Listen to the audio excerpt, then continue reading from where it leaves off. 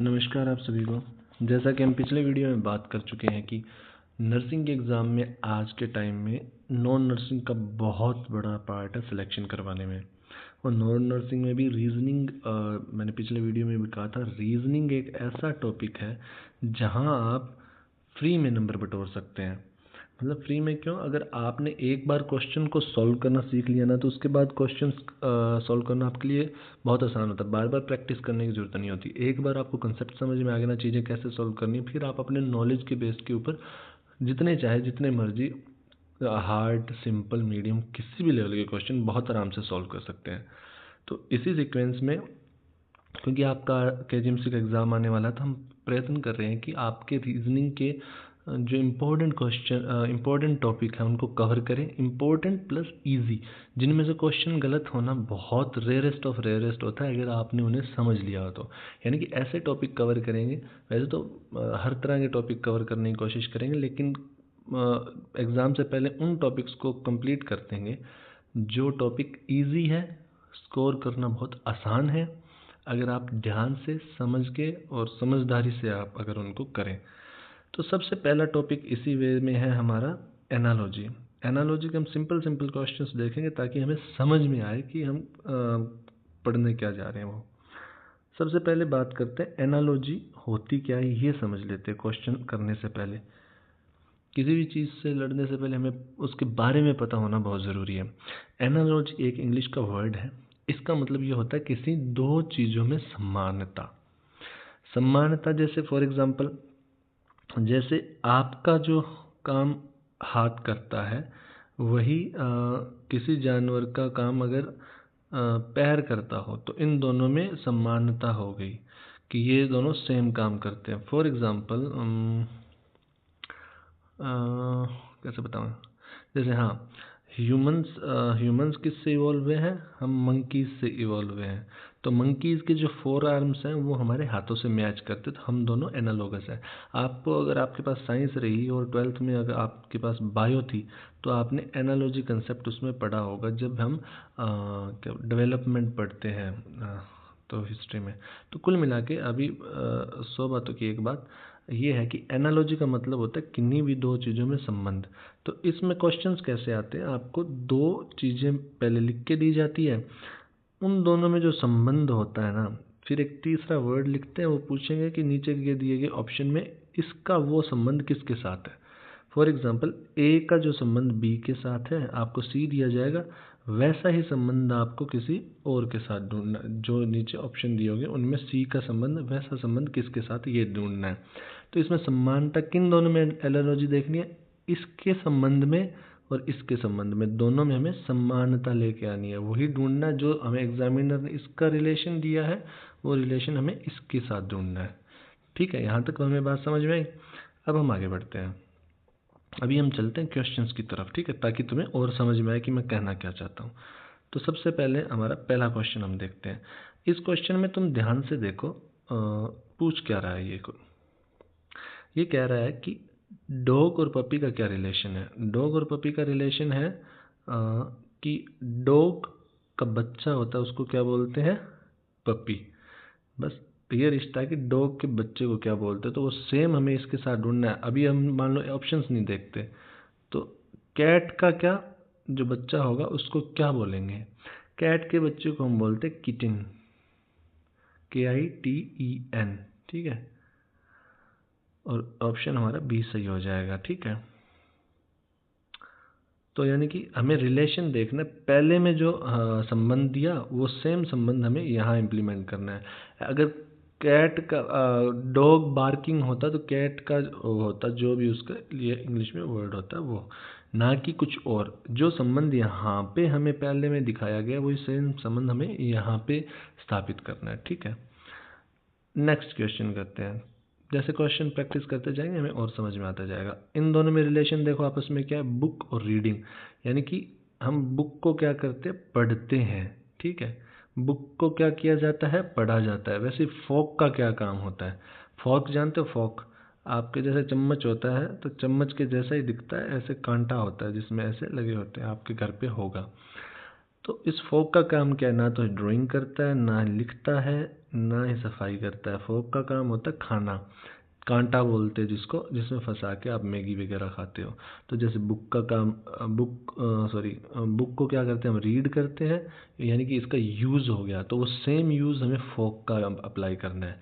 ऐसे तो फोक का आप चाहो जो यूज़ कर सकते हो, किसी को गोदने के लिए यूज़ कर सकते हो, किसी चीज़ को खोलने के लिए यूज़ कर सकते हो, लेकिन वो नहीं, हमें जो ऑप्शन दिया गया है जो इसका मोस्ट कॉमन यूज़ है, सोसाइटी यूज़ करती है, हमें उसी पे ध्यान देना है। ठीक है, अगले क्वेश्चन में चलते हैं। अगला क्वेश्चन क्या कहता है, अगला क्वेश्चन कह रहा है कि आई से क्या करते हैं हम, सी यानी कि देखते हैं, तो कान से क्या करते हैं हम, सुनते हैं। सिंपल, वो रिश्ता कान का है, वो संबंध किसके साथ है, कान का, सुनने के साथ है। जो संबंध डॉक्टर और हॉस्पिटल का है वो टीचर का किसके साथ है, सिंपल, ये तो देखते ही, और कुछ ऑप्शन ही नहीं है, स्कूल के साथ है, क्योंकि डॉक्टर हॉस्पिटल में काम करता है, वैसे ही टीचर स्कूल में काम करता है। जो संबंध सन और डे का है वही संबंध मून का किसके साथ है। दिन के अंदर क्या है, सूर्य उगते हैं, तो रात के अंदर क्या होते हैं, मून दिखते हैं हमें, तो ऑप्शन बी राइट हो जाएगा। ठीक है, इसी तरह से हमें संबंध स्थापित करना है सभी में, कोई ज़्यादा दिमाग नहीं लगाना होता है, बस इसमें थोड़ा सा आपको इंग्लिश का ज्ञान और थोड़ा सा उन चीज़ों का ज्ञान होना चाहिए जो क्या बोलते हैं उनका मीनिंग है, उनका आपस में रिलेशन निकालना आपको आना चाहिए। तो ये बहुत इजी लेवल के क्वेश्चन है, थोड़े कई बार अगर टफ बनाना है तो इसमें वर्ड्स टफ कर देंगे, एग्जामिनर वर्ड टफ कर देता है। अब देखो अगला क्वेश्चन हमारा कह रहा है कि पेन का संबंध जो राइट के साथ है, पेन से हम क्या करते हैं, लिखते हैं, वैसे नाइफ यानी कि चाकू, चाकू से हम क्या करते हैं, काटते हैं, तो उत्तर हमारा कट हो जाएगा। अगला क्वेश्चन, बर्ड और नेस्ट, बर्ड क्या बनाती है, नेस्ट बनाती है। बी यानी कि मधुमक्खियाँ, मधुमक्खियाँ क्या बनाती है, हाइव बनाती है, हाइव यानी कि छत्ते। ठीक है, चिड़िया क्या बनाती है, ऐसे घोंसला बनाती है ना, घोंसला देखा होगा, पेड़ के ऊपर घोंसला बनाती है, वैसे ही मधुमक्खियों का क्या होता है, छत्ता होता है, जिनमें मधुमक्खियाँ लगी होती है ना, वो मधुमक्खियों का छत्ता होता है, तो मधुमक्खियाँ हाइव बनाती है। पेंटर ब्रश, पेंटर ब्रश का यूज़ करके क्या करता है, पेंट करता है।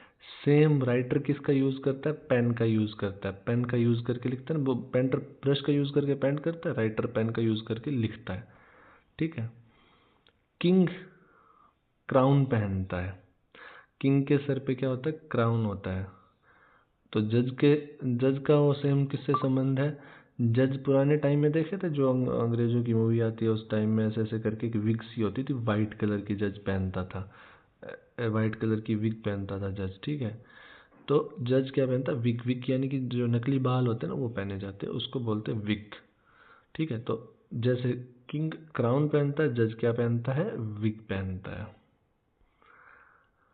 फिश और वाटर का, फिश किस में तैरती है, पानी में तैरती है, चाहे वो किसी का नदी का पानी हो, समुद्र का पानी हो, किसी का भी पानी हो। वैसे ही कैमल कहाँ पाया जाता है, डेजर्ट में पाया जाता है, डेजर्ट पे चलता है। ठीक है, ना समुंदर ना फॉरेस्ट ना लैंड, कहाँ चलता है, डेजर्ट में। देखो मोटे मोटे फिर से बात कर रहा हूँ, जो पहली चीज़ का संबंध है ना वही हमें दूसरी चीज़ के साथ संबंध देखना है। ठीक है, फिश पे हम राइड नहीं कर सकते, कैमल पे हम राइड कर सकते हैं, ऐसे लॉजिक नहीं लगाने हैं। लॉजिक ये है कि इन दोनों जो पहले ये पहला सेट है ना, इन दोनों में जो वर्ड दिए गए उनमें रिलेशन ढूंढना है, सेम वही रिलेशन हमें यहाँ पे कॉपी पेस्ट कर देना है। समझ आई इतनी बात, ठीक है। अगला क्वेश्चन पे चलते हैं। ठीक है, अगला क्वेश्चन है, कह रहा है कि ट्री और लीफ, ट्री और लीफ में क्या है, पेड़ पे क्या लगती है, पत्तियाँ, पेड़ की डालियाँ होती है उस पर क्या लग जाती है, पत्तियाँ लग जाती है। तो फ्लावर, फ्लावर पे क्या होता है, जैसे फूल है, फूल किससे बनता है, फूल में आपके 12th क्लास में आपने पढ़ा होगा, सेपल और पेटल से बनता है। पेटल यानी कि जो फूल की पंखुड़ियाँ होती है। ठीक है, एक फूल होता है ना उसकी पंखुड़ियाँ होती है, वो किसी भी रंग की हो सकती है, तो उन पंखुड़ियों को क्या बोलते हैं, पेटल्स बोलते हैं। ठीक है, ना रूट बोलते हैं, ना स्टेम बोलते हैं, ना ब्रांच बोलते हैं, क्या बोलते हैं, पेटल बोलते हैं। तो यानी कि ट्री पे क्या होती है, लीफ होती है, फ्लावर पे क्या होती है, पेटल्स होती है। अब देखो अगला क्वेश्चन, अब थोड़े से देखो वर्ड डिफिकल्ट होते जा रहे हैं। ठीक है, इन्फेंट, इन्फेंट किसको बोलते हैं, इंसान का छोटा बच्चा, उसको इन्फेंट बोलते हैं। इन्फेंट बड़ा होकर क्या बन जाता है, अडल्ट बन जाता है। ठीक है, वैसे ही सीड बड़ा होकर क्या बनता है, ट्री बनता है, या फिर प्लांट बनता है, ठीक है। अब आप कहोगे सर ऑप्शन में हमें ट्री भी दिख रहा है और प्लांट भी दिख रहा है, अब हम इसमें से कौन सा ठीक करें। अब इसका आंसर ये है, देखो इसका आंसर ये है कि जब आपको ऑप्शन में दो ऐसे ऑप्शन दिखे जो दोनों सही हो सकते हैं, फिर वो देखो कि जो ज़्यादा सही हो सकता है। फॉर एग्जांपल अब मैं बताता हूँ, प्लांट एक ब्रॉड टर्म है, ठीक है। ट्री एक पार्ट है, प्लांट जो प्लांट के अंदर ही आता है वो है ट्री। ट्री बहुत सारे प्लांट और बहुत सारे ट्री प्लांट हो सकते हैं, ठीक है। प्लांट एक कॉमन टर्म है सभी तरह के पेड़ पौधों के लिए, ठीक है। वो प्लांट यूज़ होता है, ट्री सिर्फ पेड़ के लिए यूज़ होता है। प्लांट छोटा पौधा है वो भी प्लांट है, बड़ा पेड़ है वो भी प्लांट है, सब तरह के वो प्लांट होंगे। तो प्लांट एक बड़ी टर्म है, तो प्लांट एक बड़े ग्रुप को कवर करता है। तो सीड से कोई ज़रूरी नहीं कि पेड़ ही बने, छोटे पौधे भी बन सकते हैं, हाफ शब भी बन सकते हैं और बड़ा पेड़ भी बन सकता है। तो हम सीड से सिर्फ अकेला ट्री नहीं करेंगे। अगर इस ऑप्शन में प्लांट नहीं होता तब सही उत्तर क्या जाता, ट्री जाता। लेकिन क्योंकि हमारे पास इसमें ऑप्शन में प्लांट है तो हम क्या उत्तर सही करेंगे, प्लांट सही करेंगे, ठीक है। ये समझ में आया। कई बार होते हैं दोनों ऑप्शन सही दिखते हैं बट उसमें ज़्यादा कौन सी है, प्रायोरिटी उसे देनी पड़ती है, ठीक है। अब अगला क्वेश्चन है, बहुत सिंपल है। सिंगर और सॉन्ग का क्या संबंध है। ये संबंध है कि सिंगर क्या करता है, गाना गाता है, तो पोइट का किसके साथ है, पोइट पोएम लिखता है, बात खत्म। इतना सोचना ही नहीं है, सीधा टिक करो, आगे बढ़ो। अगला क्वेश्चन है, नाइफ और कट का क्या संबंध है। चाकू क्या करता है, काटता है। नीडल क्या करती है, टांका लगाती है, स्टिचिंग करती है। स्टिच, बस उत्तर स्टिच है। नेक्स्ट क्वेश्चन, आगे बढ़ो। अगला क्वेश्चन है, चेयर। चेयर पे आदमी क्या करता है, बैठता है। चेयर पे क्या करता है, बैठता है। तो बेड पे हम क्या करते हैं, नाचते हैं या सोते हैं, सोते हैं। तो उत्तर क्या हो गया, स्लीप हो गया, ठीक है। इसी तरह से आप अब क्या करना, आप एनालॉजी के क्वेश्चंस लगा के देखना। आपको जो भी आपके पास गाइड है या फिर आप ऑनलाइन देख लेना, क्वेश्चन लगाना। आप बस बेसिकली इतना ध्यान रखना कि पहले दो टर्म दी होंगी, ऐसे ही होगा। पहले दो जो टर्म दी होगी आपको, उन दोनों टर्म में आपस में क्या देखना है आपको, उन दोनों टर्म में आपस में रिलेशन देखना है कि रिलेशन जो एग्जामिनर हमें बता रहा है वो रिलेशन क्या है, ठीक है।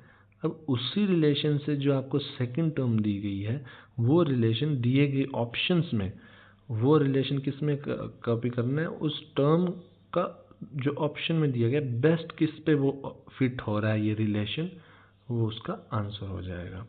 ये सिंपल सा कंसेप्ट है किसका, एनालॉजी का। ये सिंपल कंसेप्ट है एनालॉजी का। एनालॉजी समझ में आए। देखो आगे की वीडियो देखते रहना, हम कोशिश करेंगे कि रीजनिंग के शॉर्ट और स्वीट आपको बड़ा बड़ा एनालॉजी बोल रहा हूँ, रीजनिंग के जो टॉपिक्स हैं उनमें शॉर्ट में आसान भाषा में आसान तरीके से बता दें, ताकि आपके जो मोटे मोटे जितने भी इम्पोर्टेंट